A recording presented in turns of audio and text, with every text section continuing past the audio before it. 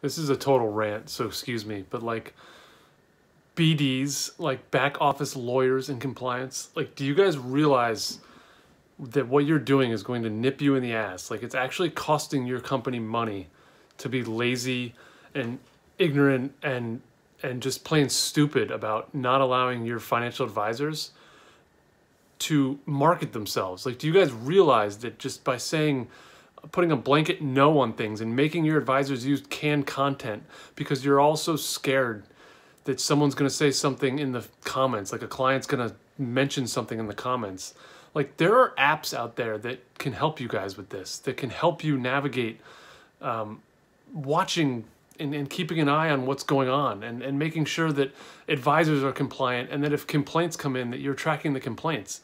But to say like, you don't want your advisors on social media and that's not the way to grow their business and that you got to bang the phones and that it's, you know, it's the old way and that's how to do it. You're so wrong. Like, in 1996, you would have pushed every advisor to spend as much money as they could afford to be in newspapers, on the radio, in magazines, on billboards, all the traditional media, TV commercials if they could afford it.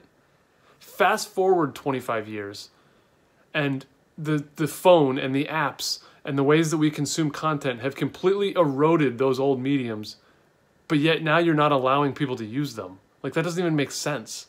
Like, you're all going to go home tonight as lawyers and compliance and the people making the decisions in the back office and jump on Instagram, jump on Facebook, jump in Twitter, watch Netflix, watch Amazon Prime, watch Peacock, whatever app you're going to watch, and you're not going to be consuming the traditional media that you want all your advisors to still use. And you're going to not allow your advisors to use the media that you yourself consume.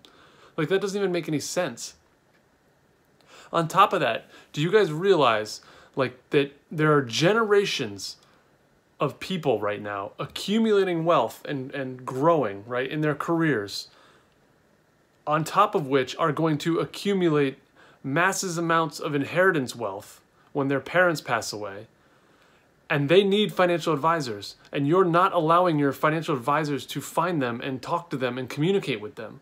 Like, do you recognize what the wave of people that are accumulating content and accumulating wealth and set to inherit wealth are on these platforms, and you're not allowing your advisors to be in front of them to find them?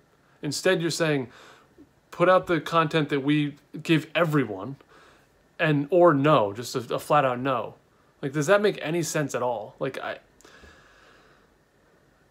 it's literally the epitome of cutting your nose to spite your face. Because if your advisors are more successful and can bring in more clients, the entire firm benefits and you're all going to be more successful. But by saying no and restricting where your revenue generators can find more revenue, it's the most backwards, asinine thing I've ever heard in my entire life. We're almost to 2021. Like, we're months away from 2021, thank God. And the point of me saying that is that, like, we don't consume content the way we did in 1996. Like, we just don't. So why are you not allowing your advisors to produce content like we consume it in 2020? I own and co-founded 2 marketing companies, both of which work with financial services companies and financial advisors. And like, the amount of bullshit that we hear from advisors that work at your firms that say, no, compliance won't let us do it. Nope, compliance says no. Nope, they say that the traditional media is the way to go. Bang the phones, send more emails. Like, you won't even allow your advisors to write their own emails. Like, how crazy is that?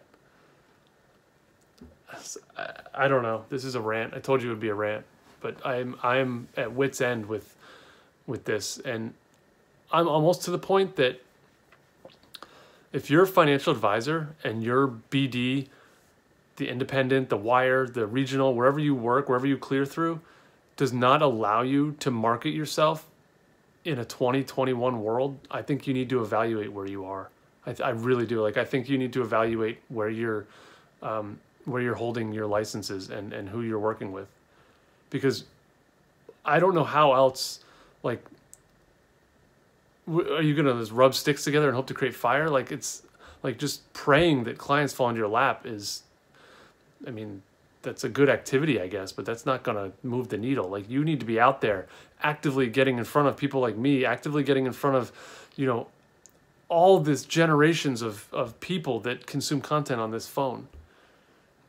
So if you're at a BD, at a regional, at an indie, at a wirehouse that constricts how you can grow your business, like, they want you to be an entrepreneur, but then they tell you you can't be because you have to play within this little sandbox of rules that we give you. If you're at one of these firms that holds you back, I really, you know, it might be worth considering looking somewhere else, because I don't want you guys who are financial advisors to regret not taking more advantage of this. Like, these platforms are not going to be as lucrative as they are forever. Like, wait until the big money comes in, and like, wait till the Coca-Colas and all the Fortune 500 companies start dumping big money into these platforms. Talk about the advertising price. I mean, it's going to triple because the floor will be so much higher and you will be boxed out. Not to mention the organic reach will be gone, so you're going to have such a hard time growing at that point. By the time your BD says it's okay, there's going to be a new platform that they're not going to say it's okay. It's crazy. Thanks for the rant.